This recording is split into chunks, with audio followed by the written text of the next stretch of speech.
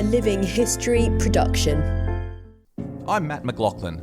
And I'm Pete Smith. We're battlefield historians who love nothing better than getting out and walking the ground where great battles in history took place. And now we'd like you to come with us. Every week, BattleWalks will take you to one of the great battlefields of Europe. As we walk the ground, we'll dig through the pages of history, we'll uncover the secrets of the battlefields, and most importantly, we'll tell the stories of the people who fought and died there. Welcome to BattleWalks. Hello everyone, welcome to BattleWalks. My name is Peter Smith, and today we're going to be out on the ground again. So where are we? Well, actually I'm sitting in my car. I have to say I'm not walking at this present moment. I'm sitting in the car, it's pouring down with rain, and I'm outside the Commonwealth War Graves Cemetery of Caterpillar Valley. Now, Caterpillar Valley Cemetery is just outside the borders of the village of Longueval, so we're on the Somme again, and we're going to be talking about 1916.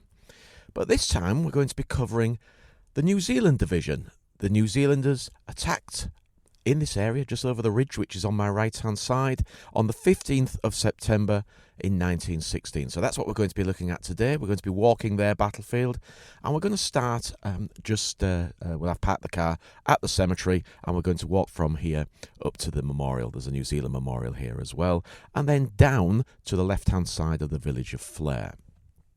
So what can we see from here where we are now?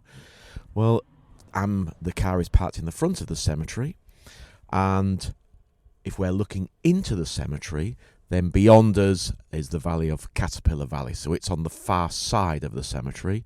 It's going to be packed with guns for the 15th of September during the attack. So full of guns there. Behind me, on the ridge behind me, is High Wood. To my left is the village of Longueval, and beyond that village is another of the many woods in this area, and that's Delville Wood, which is the South African National Memorial. South Africa actually bought the whole wood, and it is now their memorial. Beautiful visitor centre in the centre and small museum, well worth a visit. And then to my right-hand side, we're looking up towards the Byzantine Ridge.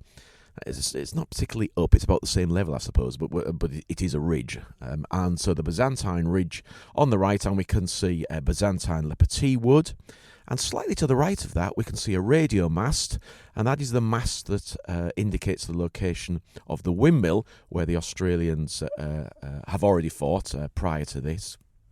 On the 23rd of July, they're going to be to the 4th of August. They're going to be up there on the 4th of August fighting around the windmill site. So from here we get a really good view around the battlefield. And so I should just mention another location. So again, if we look straight on and we're looking down into Caterpillar Valley, beyond that is the village of Montebahn, and that was taken on the 1st of July. So we're effectively surrounded, literally, by all of those battle sites of the overall Battle of the Somme, 1st of July to the 18th of November in 1916. So why are we starting here? Well, Caterpillar Valley Cemetery is a concentration cemetery. It was created after the war by bringing in the bodies of soldiers within this area, and also cemeteries that were shut down because they were either in unsuitable locations or they were less than 30, and so they're going to be exhumed and moved here. It contains the graves of 5,573 soldiers are actually buried here, of which 3,798 are unidentified, and that's very common for a concentration cemetery. Sadly, in the gathering of the men and bringing them into these cemeteries, very often their identities are going to be lost. We also have a memorial to the missing here, and that memorial to the missing, and here we start to get the link to the New Zealanders fighting here. This memorial to the missing commemorates those New Zealanders who fought and are now lost. They may be in this cemetery or in others, but they will be in here as unknown soldiers or as unknown New Zealand soldiers. And the memorial commemorates 1,200 officers and men of the New Zealand Division who died during the Battle of the Somme, so they're commemorated on that wall as well. We have another little aspect of this cemetery which is very interesting, and that is that the unknown soldier was actually removed from this cemetery as well. So what I'm going to do is I'm going to walk across now. We'll get out the car and we'll walk across and go to his grave.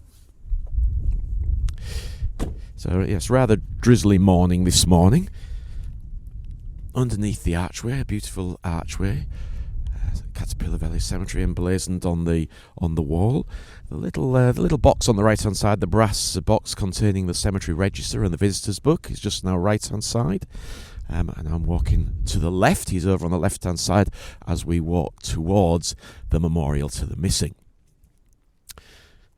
In front of the memorial to the missing for the New Zealand division is the Stone of Remembrance, and that's right in front of it.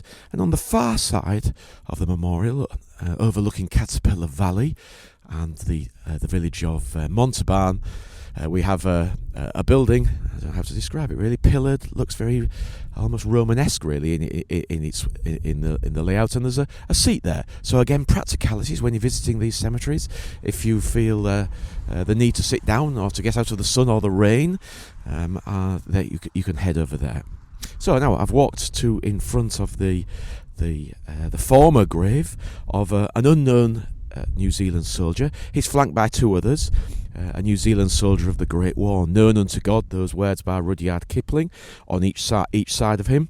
And on his grave, we have the wording, the former grave of a New Zealand soldier who was laid to rest in the tomb of the unknown warrior at the National War Memorial in Wellington, New Zealand, on the 11th of November 2004. Now, interestingly, that's just about when I arrived on the Somme, when we bought our house here. So we were actually here for this ceremony, and he was exhumed from this grave here, and then moved to the New Zealand Memorial, and a fantastic ceremony. Maoris in full ceremonial dress guarded him for the time he was up there at around the memorial. A very, very moving and solemn ceremony here. So he now lies in Wellington in New Zealand. So I'm not going to do any more about this cemetery here. Well worth coming to have a look at. It's large. I think it's the second largest Commonwealth War Graves cemetery on the Somme battlefield. As I say, concentration cemetery, so there's an awful lot of people in here. But it's a great place to come for the views and the overlooking the Somme battlefield. Today the wind's blowing. It's rather drizzly and, well, in fact, more than drizzly, rainy. Leaves are blowing off the trees. We're at the end of autumn, heading towards winter. So it's, as you can probably tell from the microphone, it's rather drafty at the moment. So I'm going to get back in the car. I'm going to cheat today. No walking for me. I'm going to drive up to the New Zealand Memorial. But on a good day, if you want to walk, there are several routes we can take. We can go right, which I'm looking out now from the cemetery, so do directions again. Looking out from the cemetery towards High Wood. From the gateway into the cemetery, I'm looking out. We turn right, we head towards Longueval. Take the next left by the Bristol Pals Cross, which is a fairly new memorial, replacing one that was put up about 15 years ago, which replaced one that was put up after the fighting took place here. Bristol's own battalion, the 12th Battalion of the Gloucestershire Regiment, they fought here, and the men decided to commemorate their effort here. That memorial was destroyed and missing for many, many years, and literally a group of private individuals got together and thought it's about time we put this back, and so it now proudly stands where it had once stood just after the war. So we can turn left there. We walk along a slightly sunken road and then up a slight incline, and we can turn right then. And so we're now in between the two woods. We're in between High Wood and Delville Wood. And a very famous location just along here called Wood Lane, and as the name implies, it joined these two woods together. Very, very heavy fighting to take Wood Lane. This will have been taken by the 15th of September, so the New Zealanders will move in, and it's to Wood Lane that they will prepare themselves for their assault against the ridge and then down towards the village of Flers. But more about that in a little while as we move up there to go and have a look what was going on there. So I'm going to just turn the microphone off for 2 minutes, jump in the car, cheat, and drive just beyond Wood Lane and up towards the New Zealand Memorial on the skyline from here. So I'll talk again in a minute. So here we are. I've just driven up to the New Zealand Memorial on the ridge here. So I'll do direction again so we have an idea of what we can see from here, because again we have extensive views from here. On our right hand side, so this is looking in the direction of attack, the direction that the New Zealanders are going to attack, the New Zealand Division. On the right hand side we have Delville Wood. That's South African National Memorial, beautiful wood, deciduous trees, so at this time of the year, lots of lovely coloured leaves. Over my left shoulder, and slightly behind, I have Highwood, so that's behind and slightly to the left. Also, on my left, I'm just in front of the memorial, the New Zealand Memorial, a beautiful memorial. Not overly fancy. Again, it's an obelisk with a wreath at the top and emblazoned on it, in honour of the men of the New Zealand Division, First Battle of the Somme, 1916. And then a very famous inscription at the bottom, which I love, from the uttermost ends of the earth. And I think that tells you a lot. You know, this is as far away as you can possibly get from northern France, New Zealand. So directly in front of us, direction of attack, we've got a series of power lines running across, slightly interrupt the view. But they're interesting because they're also helpful when you're on the battlefield trying to locate where you are. You can follow the power lines along from all over the place. On the horizon, we now have a whole raft of wind turbines. Now, for those of you who haven't been here, it probably wouldn't make any difference to you. For those that have been here in recent years, it is a big change to see all these wind turbines. And you can actually see 80 turbines from here. So, extraordinary number of turbines. Anyway, back to the battlefield itself. Let's think about the New Zealand Division and its arrival here. As most of you will know, the New Zealanders had fought at Gallipoli. They then moved from Gallipoli to Egypt, and that's where they're reformed with reinforcement drafts. And that's where we get the what we would now perceive on the Western Front, the proper New Zealand Division. It's transferred in the April of 1916 when it arrives in France, part of the 2nd Anzac Corps, so still get this term Anzac. It's going to be commanded by Major General Sir Andrew Russell. Now, Major General Sir Andrew Russell, an interesting character and one that I really need to read upon, because I was chatting over just yesterday with a few other historians. We got together for a little bit of a meeting and we were talking about him, and we were saying he's one of the better divisional commanders on the Western Front. Educated at Harrow, so he's a New Zealander, but he comes for his education, as many of the wealthy did, came to Britain. So I would describe him as a man of the empire. Came to Britain, educated at Harrow, then went on to Sandhurst, so he was always an army man. Joins the British Army and serves in those places you would expect a newly commissioned officer to go to: India, Burma, South Africa, etc. Often described as a practical disciplinarian, and certainly you get the feeling during the campaigns on the Western Front that he was tough. He was a really tough guy. He wanted his division to be the best on the Western Front, and so he made sure they trained constantly. But I don't think he was overly disliked by the men. That's the feeling you get. He was seen as a fair leader. But anyway, need to do more reading on him. Interesting character. I just do a description of the quality of the change that's happening to this division. Lieutenant Arthur Byrne, who will write the official history for the Otago Regiment, wrote that they went from passive resistance, and that would be the early days when they're, I suppose, around Armentières, because that's where they go to. That's Armentières. That's the area that the division will be put in alongside the Australians there, who come roughly the same time, and they're going to be serving together there. They're learning their trade on the Western Front. And Lieutenant Byrne describes them as moving from passive resistance by colonial aggressiveness. I quite like that term, colonial aggressiveness. So they moved to the Somme in the mid-August, concentrating southeast of Abbeville. And at that time, something extraordinary. For Australians, we've discussed it, I think, in podcasts before. If not, the death penalty does not take place for Australian soldiers who desert or do misdemeanors, strike an officer, one of many things that you can be sentenced to death for. Australians actually sentence their officers to death, not officers, their men to death for doing one of these misdemeanours, and then it's commuted to a period of time of penal servitude. For the New Zealand, that's not the case. So Private F. Hughes is shot for desertion. So again, it's part of that discipline aspect, I think, of the New Zealand division. We are going to be the best. We're not mucking about. We're not doing this, not shooting anybody. If you play up and you don't do what you strike an officer, you desert, then this is a possibility. Whether you believe in it or not, then this is what happened. And of course, most sensible people nowadays would say not really the done thing, but at that time it was. So more training, and as they're moving forward, and I think that's interesting, even as they move forward towards the front, every time they stop for a breather, they don't actually, they do yet more training. So I think that's the theme, really, I suppose, is that he wants this to be a successful action. He wants the New Zealand. When I say he, of course, I'm talking about General Russell. He wants this to be a successful division. He wants this to work, and as we will see, it's going to. And so the training is going to pay off, I think.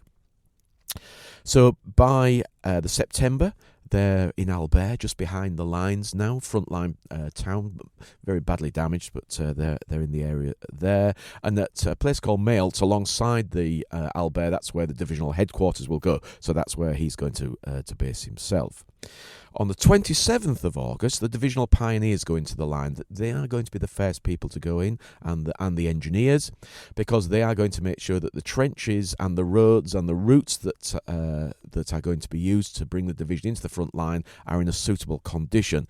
And that's what we just need to talk about. The weather has deteriorated from the beautiful summer weather where the Somme battle starts, 1st of July. We're now into miserable conditions, not dissimilar to today. So rain and wind and the ground deteriorating because of shell fire. So this is a landscape that most of the soldiers that will go on to fight at Passchendaele will recognise. Except, and I have talked about this before in previous podcasts, but it's worth going over, the mud here is worse. It's always deemed as a worse mud, not because it's depth, it's because of its cloying nature. It holds onto your boots, onto your equipment, sticks and builds up and gets heavy. Whereas on the salients, you can shake it off. Yes, it's deep mud, it's horrible, it's waterlogged landscape, less waterlogged here, but still unpleasant. So the weather is on the eve of the attack is going to be clear and crisp, but very cold. There's going to be a 3-day bombardment before the attack, and the attack is going to take place at 6:20 in the morning. And 6:20 on the 15th of September.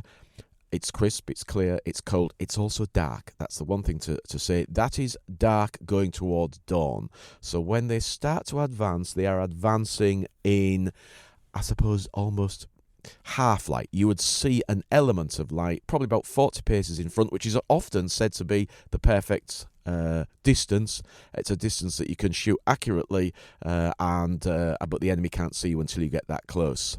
That's the theory. The difficulty is going to be here is they have to capture a ridge first. So from their trenches, and their trenches are known as Otago Trench, I suspect it may have been known that at the time, or it may have been known that after, because it's the Otago 2nd Battalion of the Otago Regiment that's going to be on the left-hand side. All these directions are given from the point of view of the view that the New Zealanders will have down into the village, so the way that they're advancing. So left-hand side, we have the Otago Regiment, 2nd Battalion.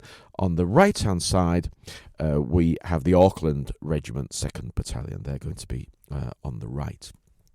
They have to take a trench called Crest Trench before they take, and we are literally, this memorial where I'm sitting now, I'm still in the car, I'm afraid.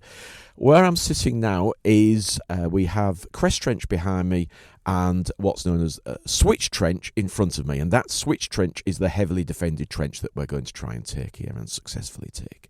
So I'm sitting in between the two. So those two battalions have to crest this rise, having taken Crest Trench, good name for it, over the top and into Switch Trench, which they do successfully, but with heavy casualties, especially from the Otago Regiment.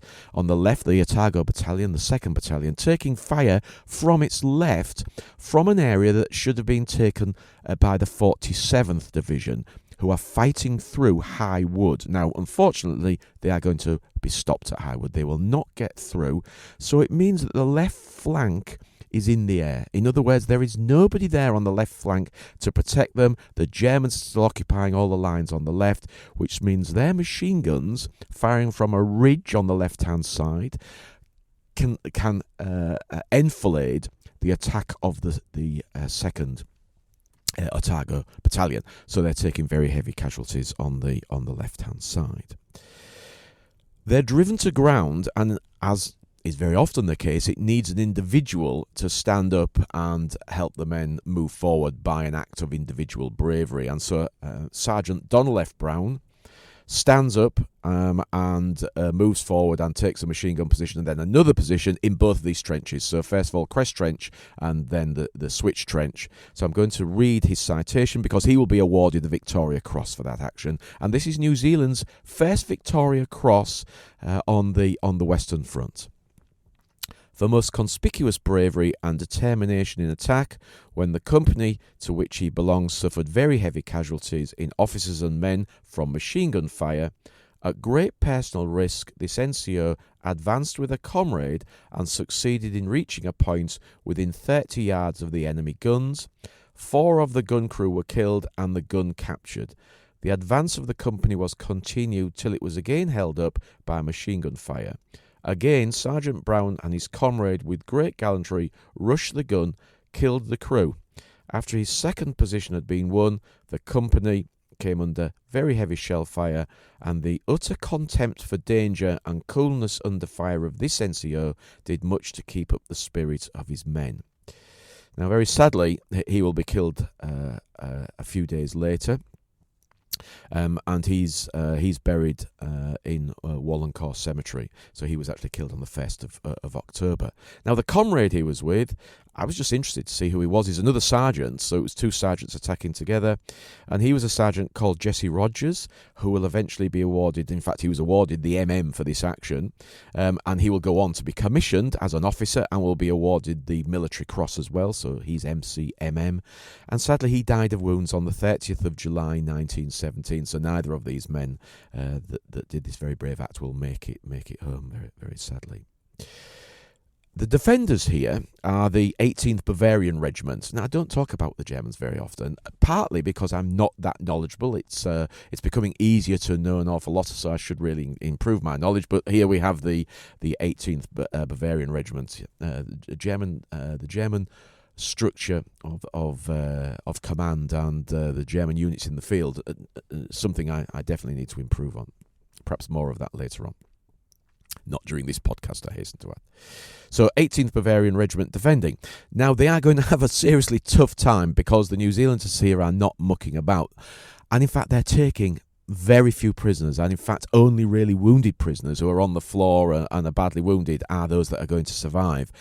The Germans can see what's going on here on this trench system because this slopes down towards the village of Flers, as many of you will know, which is where I live. So this throws down to the village of Flers, the landscape, and the German units are looking up, so they get a good view of these 2 attacking battalions as they crest the rise, and they then can see them literally hunting down Germans in the trenches and ferreting them out and killing them. They take no prisoners. And so via the Red Cross, eventually the Germans will submit a document saying that this was an atrocity that took place. This shouldn't have happened. These men were trying to surrender. In battle, things like this happen all the time. It's very, very common during the First World War. And very often for practicalities. And when you think of this action, it's a terrible thing, but when you think of this action here, what went on here, this is a slope. And as if they'd have missed these men and left them, if they'd rearmed themselves, because there weren't enough men to really to gather them together and take them back, this was really just about assault and moving forward. if they'd have left them, if these men had rearmed themselves, they could have fired at them in the back very easily, because it's a very straightforward view down a gentle slope. So there was that worry as well. I'm just going to try and explain a few more locations here. So the frontage of this attack, these two battalions, about 900 yards that they're attacking on. So it's not particularly wide, and on the right, we should have had the 47th Division. We've not. On the left, the 47th Division, which we haven't. On the right, we have the British 41st Division, who are doing well. They're parallel to this. They're attacking. Their job is to actually take the village of Flers. The New Zealanders are taking the landscape to the left. But they're going to experience problems, lack of officers, and even though they get into the village, then they are going to struggle to hold it, and it will be left to the New Zealanders to also assist both left and right. So even though their frontage is 900 yards, then it's going to get a lot wider as we advance down the battlefield. We have a valley in front of us, known after the fighting here as Butcher's Valley. Now, that sounds horrific, but it's not as in the sense of a butcher. It's a man's name, a Lieutenant Butcher. And Lieutenant Butcher is going to pass a message to a tank, because this is going to be supported by tanks. Now, I'm not going to talk about the tanks, because I think if we haven't done a podcast on tanks, we are going to do one very specifically. But there are 4 tanks here. The 15th of September, the date of this battle, is the first time that tanks go into action, so we can't not talk about them a little bit. So 4 tanks being used here from D Company. Heavy Branch Machine Gun Corps. They're not yet called the Tank Corps, and they're going to support the New Zealanders here, and you have to say they do a good job. The Germans have never seen them before. It's been kept completely secret, and to suddenly have these tracked monsters rolling towards you certainly would have caused me consternation, and it did the Germans, and so the Germans certainly were very concerned about them. Anyway, so Lieutenant Butcher and his men are struggling to take under fire from a German position in the village. It's a strong point, interestingly, cellars of my house where I actually now live. And that strong point needs to be taken out, because it's not in the New Zealand sector of operation. It's in the 41st Divisional sector of operation. And so he says he stops a tank, or he gets his runner to stop a tank, hammers on the side of the door, Rifleman Dobson. And this is the 2nd Battalion New Zealand Rifle Brigade, hammers on the side of the tank and says, my officer is a captain, by the way. I think I said lieutenant earlier. He's a Captain Nixon. He hammers on the... Sorry, I'm going to get confused here. I'm just going to go back. I'm not going to stop the tape and redo this bit, but it's Captain Nixon is commanding the tank D12. So let's get that sorted out. Lieutenant Butcher, he's a lieutenant, is D Company 2nd Battalion New Zealand Rifle Brigade. So he's the guy that's passing the message to the tank commanded by Captain Nixon. So anyway, gets his runner to bang on the side of the tank with his shovel. The tank stops, door opens in one of the sponsons, the side where the guns are on the side of the tank, and he passes his message, can you take out this strong point? And the tank does. So why this is so important, it is the very first time of that cooperation between infantry and tanks, because this is the first day tanks are used, and this is really how they should be used, where the infantry requests assistance and a tank goes to assist them. So a very important time, hence the naming of this valley eventually becomes known as Butcher's Valley. So, as we walk down Butcher's Valley, now you can only do that at certain times of the year, and as you know today, I'm cheating. I'm not walking down the valley, I'm still sitting in the car, but it's directly in front of me, so I can see this valley. If you walk down the valley when you can, and actually at this time of the year I can, because this area is a crop in it, but it's a crop that's going to be ploughed back in. It's a crop that's called a green fertiliser, so I can walk down Butcher's Valley. It's tree-lined and a bank on the left-hand side, and this becomes known as Burgle's Post.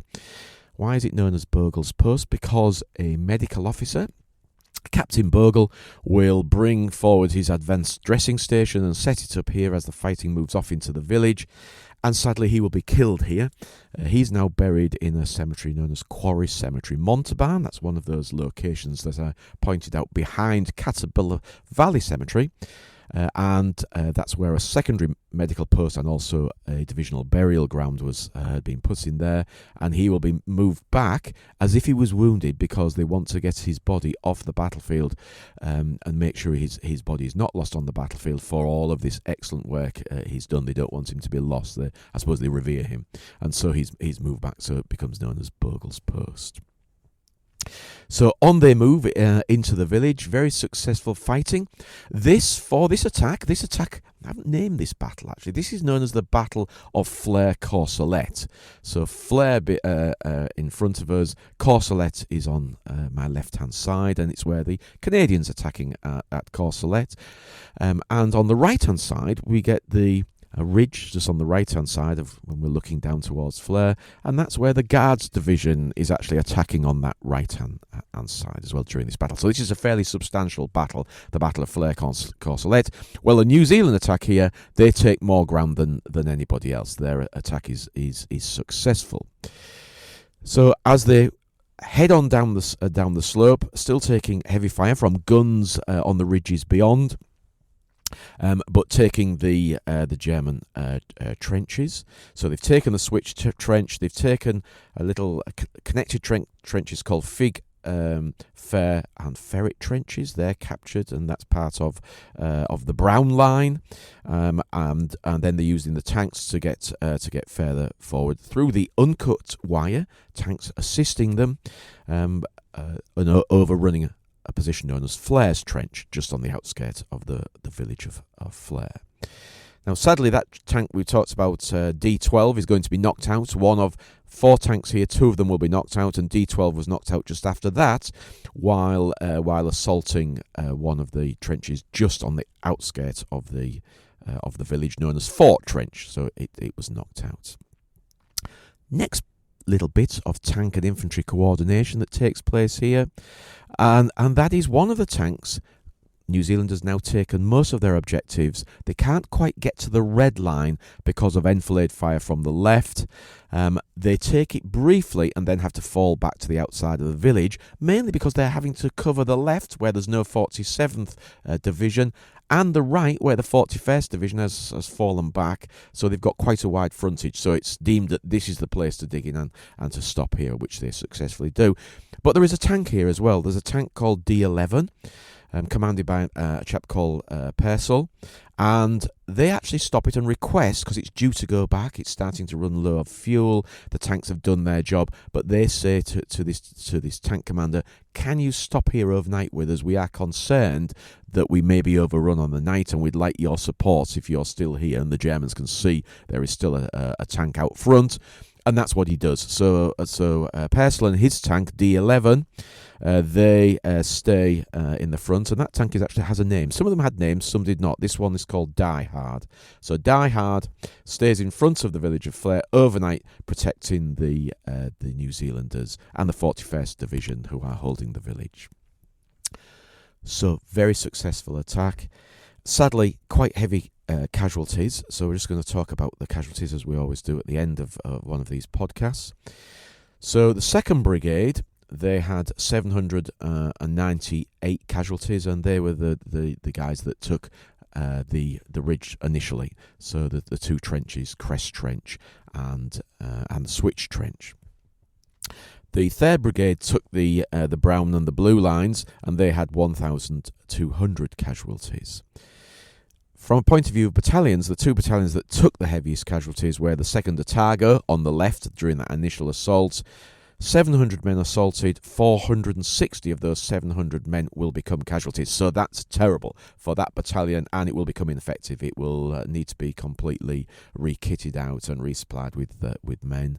And the 2nd Auckland on their right, 700 men assaulting, 309 casualties, so nearly as bad. So very heavy casualties on those 2 front assaulting battalions. But for the New Zealanders, a fantastic first effort on the Western Front. So this is their first attack of the New Zealand Division, and they will go on to greater things. So I hope you've enjoyed that. Just a quick overview in terrible weather of the New Zealanders fighting on the Somme in their first action in 1916. I'll be back with you again soon.